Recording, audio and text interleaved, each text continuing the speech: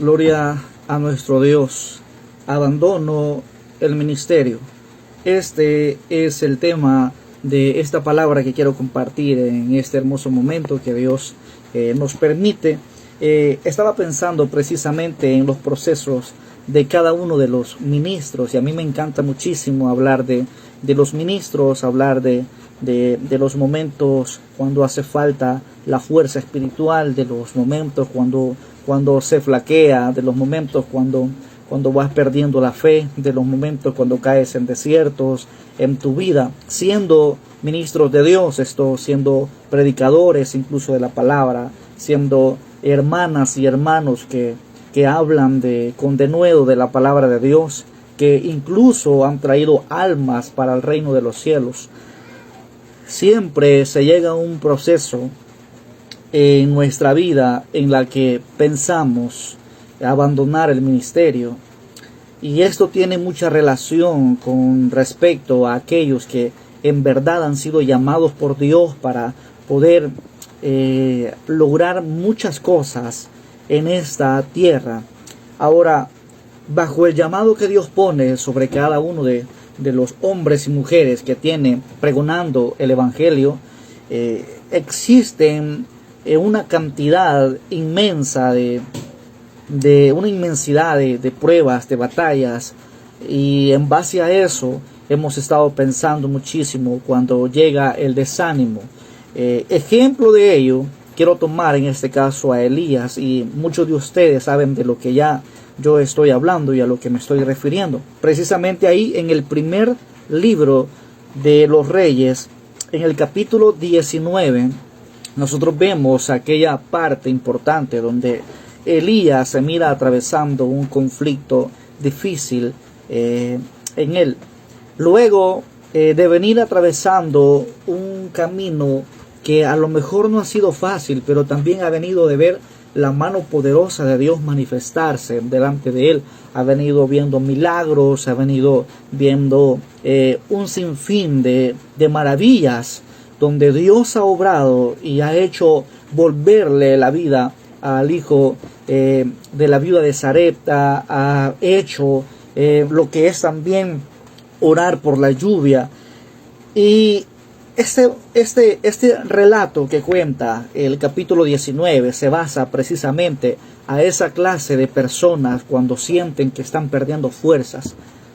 No estamos hablando que todo hombre de Dios o mujer de Dios que están para guerrear en este camino.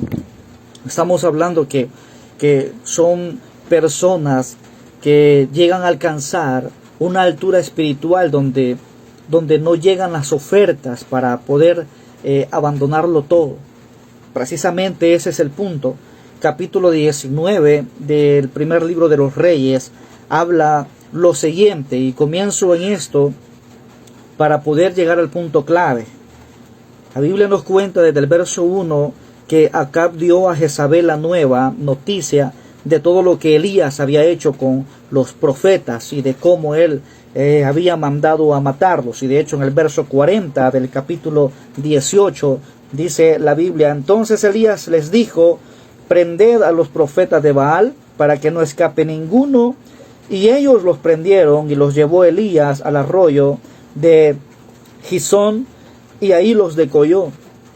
Lo que cuenta esta porción, muchos sabemos que venía de ver la mano de Dios, de ver de qué lado estaba Dios, si estaba con los profetas de Baal o estaba con Elías, si a ese Dios el poder servirle. Pues conocemos muy bien lo que la palabra nos cuenta y el relato sucedido, pero luego de haber consumido lo que es el sacrificio o la ofrenda que Elías había puesto, y ver precisamente cómo el agua también del alrededor había sido consumida, y todos quedar sorprendidos del poderoso suceso de Dios, ese poderoso momento, ese poderoso impacto de la gloria de Dios, viéndose manifestar delante de todas estas personas. Llega a tal extremo de la orden de Elías para poder tomar a cada uno de los profetas de Baal. Ahora, vemos esta hazaña y lo vemos como un héroe, lo vemos como ese hombre guerrero de Dios, como ese hombre haciendo milagros y viendo la mano de Dios poderosa delante de él, tener el respaldo del Señor. Estamos viendo la figura de un profeta de Dios de una altura donde ha alcanzado directamente un nivel espiritual y donde ha alcanzado ese poder, donde Dios ha brindado autoridad, donde se ha visto en verdad a un hombre de Dios haciendo su trabajo.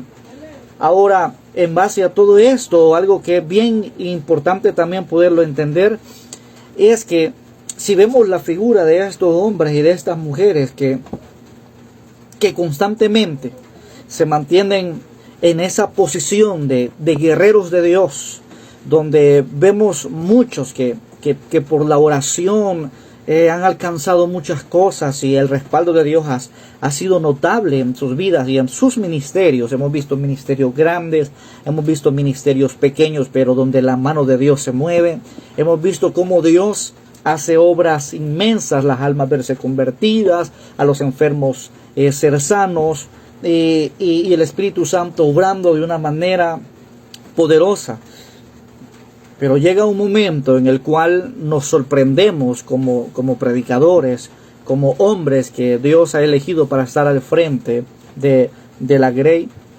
Llegan momentos difíciles, momentos de dolor, momentos donde somos golpeados con ciertas pruebas, adversidades o complicaciones o sorpresas que te da la vida cristiana. Ahora Elías tuvo que huir, y en esa huida de Elías llega el momento donde el verso 4 dice la Biblia que Elías se fue por el desierto, e incluso era un día de camino, y en ese día de camino él vino y se sentó debajo de un enebro, y deseando morirse dijo: basta ya, oh Jehová, quítame la vida, pues no soy yo mejor que mis padres.